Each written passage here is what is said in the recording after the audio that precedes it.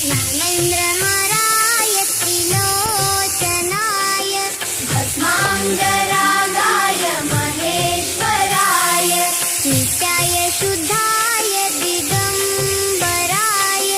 तस्मै नकाराय नमः शिवाय मन्दाकिनी सलिल चन्दन चर्चिताय नन्दीश्वर प्रमथनाथ महेश्वराय मंदार पुष्प बहु पुष्प